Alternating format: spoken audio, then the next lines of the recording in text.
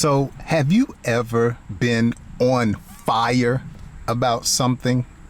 You can use this particular word and some other phrases to describe your character, attitude, or how someone else is behaving. And that's what I want to talk about on today's real life English example. Well, hello, all of my students. I hope you're having a fantastic day. My name is Jay, and welcome to another English lesson here on the channel. Let's dive into today's lesson, and I hope you're ready for a little bit of learning and laughter. So, the phrase or using the word fire in a phrase can be used in a number of ways. So you can say or describe someone as having so much energy, or someone who is, as we say, the life of the party. You can describe them as a ball of fire. So you might say your child is such a ball of fire. They just won't sit still. They're always moving around, okay? If your spouse comes in the house and they are being frisky,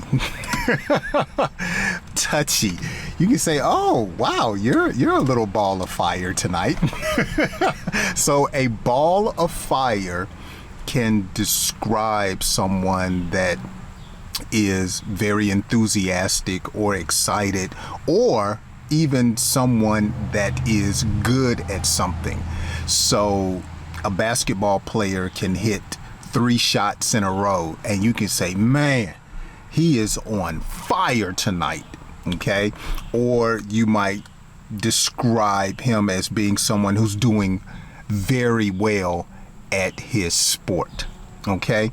Now, another way you can use fire is by saying, we set the world on fire, or we set the city on fire.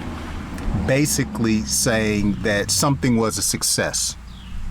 So sometimes you may go to a conference and you may say, man, that conference was on fire.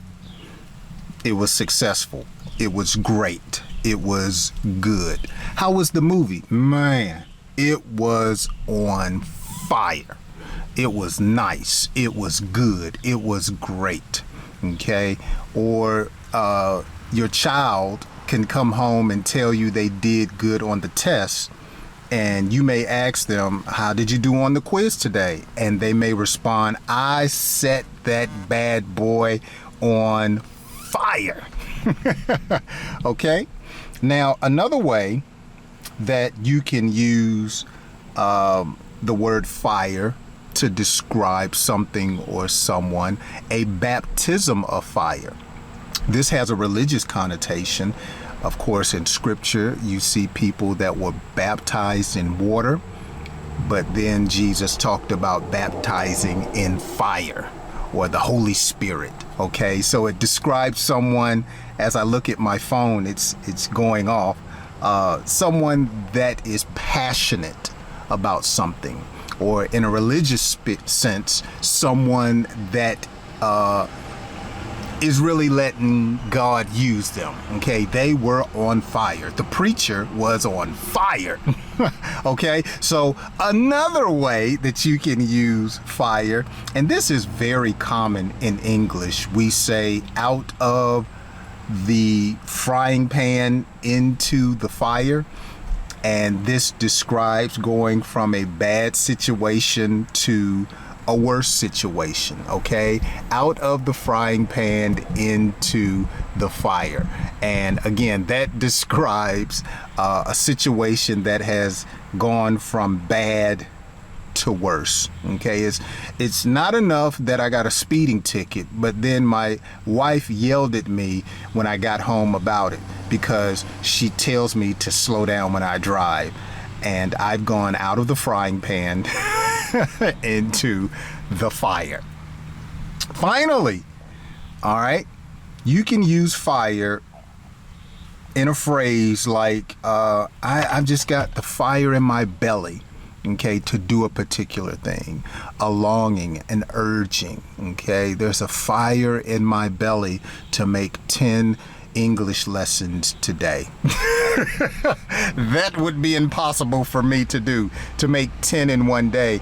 I would literally be on fire if I could do that. But I could describe my passion to do it by saying I have a fire in my belly to talk to my students today, and I'm going to do 10 lessons in one day.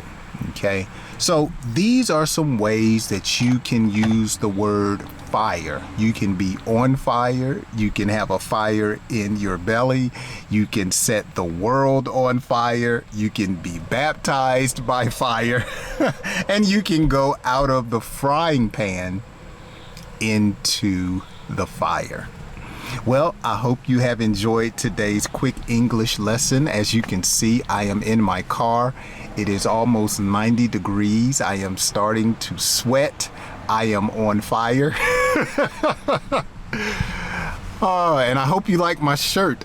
The Milwaukee Brewers. I got this when I visited Milwaukee, Wisconsin on last week. My wife and I had to go out of town, and while we were there, we went to a baseball game. Speaking of things to do, let me talk to you about a comment that one of the subscribers left. Let's see if I can find one. There have been some great comments.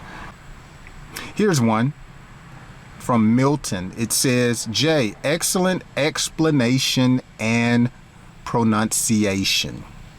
And I replied, thank you for the kind words.